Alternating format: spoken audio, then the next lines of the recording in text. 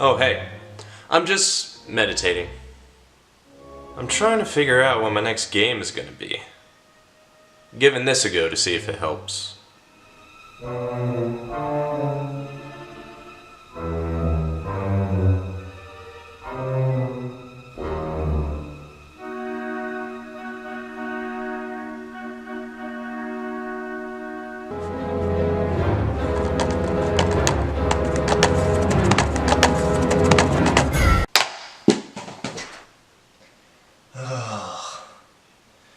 Yeah, that helped. It's the Force Unleashed, guys.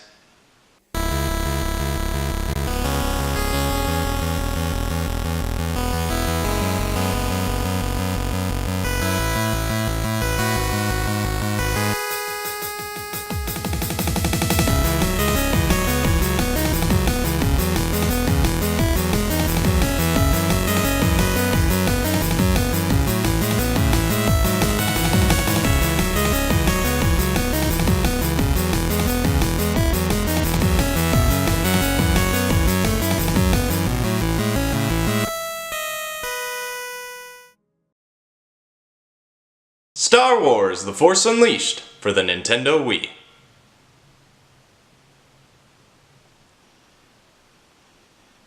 Juno! Star Wars, the epic space opera franchise that debuted in movies with A New Hope on May 25th, 1977. And after release, it later became one of the biggest pop culture phenomenons in recent memory. And with that success, the franchise found itself going into other media like TV, books, and more movies.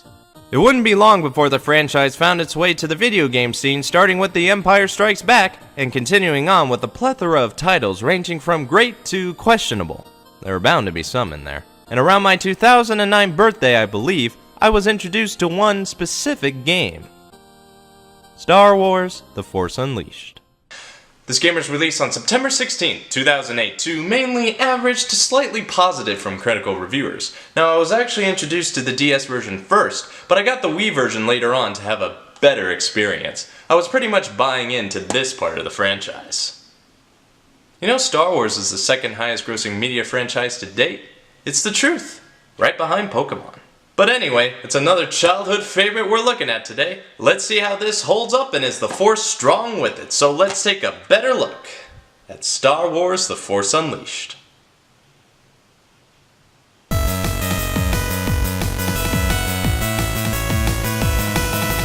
With the new sequels and spin-offs coming out these days in the movie theater, I'd say it's only fitting to talk about one of the spin-offs from the video game realm. Because back when you had to endure the prequel trilogy like I did, this was the better alternative. You control the apprentice, and have to go through several infamous locations throughout the galaxy and complete certain goals. But I am getting ahead of myself. Let's backtrack a bit to the beginning and explain the plot in a better sense. So with the classic opening crawl, we start with Darth Vader landing on the planet Kashyyyk, looking to destroy a hiding Jedi Knight. And upon not caring about what the commander is saying, we start the game properly. In the game, you'll be using the Wii Remote and Nunchuck. The Wii Remote basically controls your lightsaber, which makes sense because they would later make an accessory to put on your remote.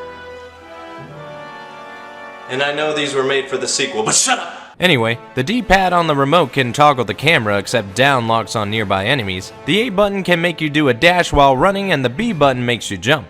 Now the Nunchuck is where you unleash the Force, for when you swing it, you push your enemies away. The C button can choke your enemies till their neck breaks, and the Z button can grab the nearest enemy or thing and fling them around once you let go. Also, you can use button combinations in conjunction with swinging the controls around to do some other attacks. Not gonna tell you what they are, so you can figure them out for yourselves and look crazy doing so. After killing some Wookiees, we find the Jedi in hiding, which we easily defeat. But a stronger presence is felt nearby, and it's in the form of the Jedi Son. And after Vader kills the Jedi and kills his own soldiers, which must be his favorite pastime, he takes the child in as his apprentice. Physiological trauma is the true way to the dark side, I guess. Years pass, and now the apprentice has grown into an almost true Sith, but he must prove himself to Lord Vader by destroying a Jedi, and that's where our next mission starts. But first, BrianTheBlue presents Abrupt Character Introduction. Hello and welcome to Abrupt Character Introduction. I am BrianTheBlue. And we start off with Proxy, our robot friend and shapeshifter, who also introduces us to our new pilot, Captain Juno Eclipse. Did anybody here see that eclipse in August? I didn't. Juno is a decorated combat pilot and possible love interest, hint hint. I'm BrianTheBlue and that was ACI. Okay, so the Jedi A-Master Rom Koda, may I add, is located at some random Imperial shipyard above Nar Shaddaa. Now we're going in to take him out. The apprentice's controls are pretty much the same except C is now lightning, and now every enemy you kill you collect their souls for points. That's pretty much what's going on there. Oh hey, double jumping, yay agility! You also have a limited health bar and force power gauge, so be aware of that. Now I want to take this opportunity to talk about my favorite thing in the game. The ragdoll physics. I was a big fan of GTA 4 and Bambuja's bloopers, glitches, and silly stuff vids at the time, but seeing as I didn't have a PS3, this game kept me laughing from time to time. I loved to watch enemies fling off into the nether and lose all control of their limbs. It was fun. But when it was time to get serious, you bet I kicked all sorts of Jedi ass. Speaking of which, Rom Koda, who I take to town. In boss battles, there will be some sequences where you gotta quickly place the remotes in the right positions during a stalemate, and there could be actual quick-time events around the end to ensure a satisfying victory. After a bit more dialogue about the plot, we finish off Koda like so.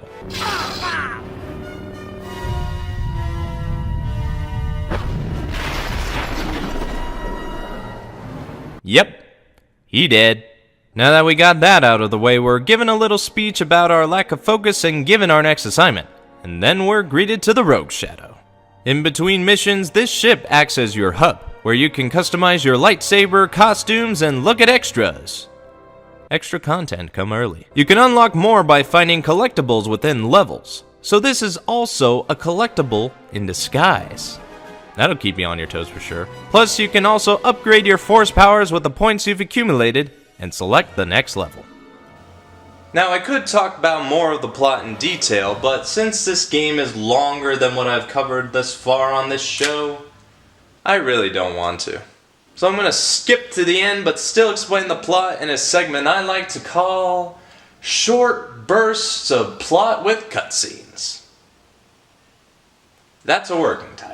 We kill off more Jedi and Sith Lords, we get to team with Vader to fight the Emperor and get backstabbed right away. Then we get revived by Vader and sent to build an army with rebels of the Empire. We also get the crew back together as well. We find some rebels like Rom Koda and wait.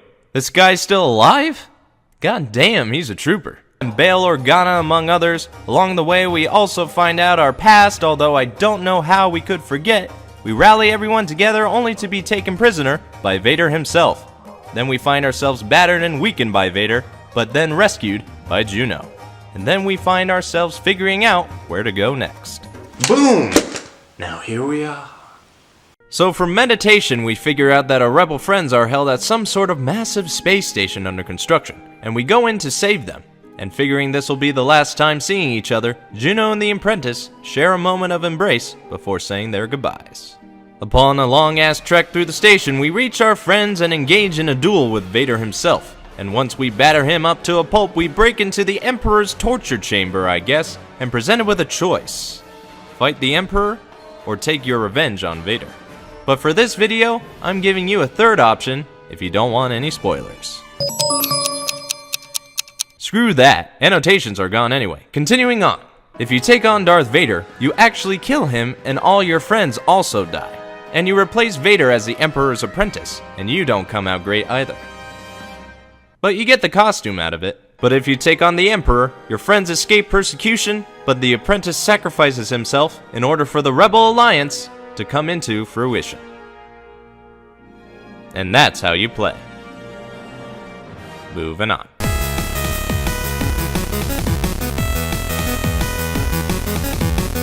The music was composed by Jesse Harlan, and upon hearing it for the first time in a while, it brings back some good memories.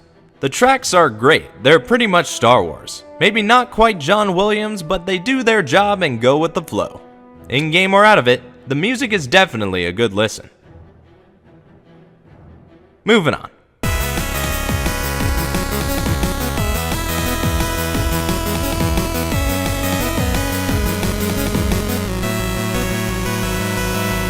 After unleashing the Force on all of your foes in the regular game, you can kick back afterwards from time to time with all the other modes.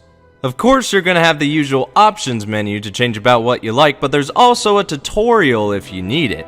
It's not like you didn't learn something out of this video that you really need it. Plus, there's also a duel mode for you and a friend to duke it out, but yes, you guessed it, I have no friends to play with.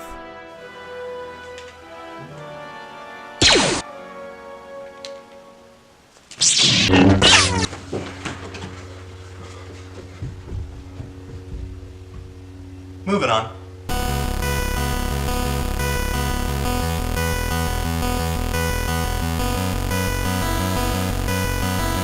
The game did well with critics as well as consumers, selling over 6 million copies across all platforms. And speaking of other platforms, this game got ported to a plethora of consoles from the PS2 to the N-Gage of all things. It also got a sequel in The Force Unleashed 2, which isn't as good in my opinion. And after that, The Force Unleashed 3 was coming into fruition, but was cancelled due to the closing of LucasArts after the purchase of Lucasfilm by the Walt Disney Company, and may never see another sequel again. So, what is my rate to play? This is a gotta play. Out of all the Star Wars games out there, this stands out among the good. It's fun to play and even mess around in a bit. I mean, ragdoll physics are always fun, but it's also engaging and the plot's good as well. So this is one you should definitely keep on your radar, so you can unleash your force powers the likes no one has ever seen before. But that's only my opinion. If you have your own thoughts, leave a comment. If you like what you see, leave a like. If you think others will enjoy this, share it around the web. And if you want to see more, subscribe. Anyway, this has been Brian the Blue Game Reviews, Star Wars The Force Unleashed for the week.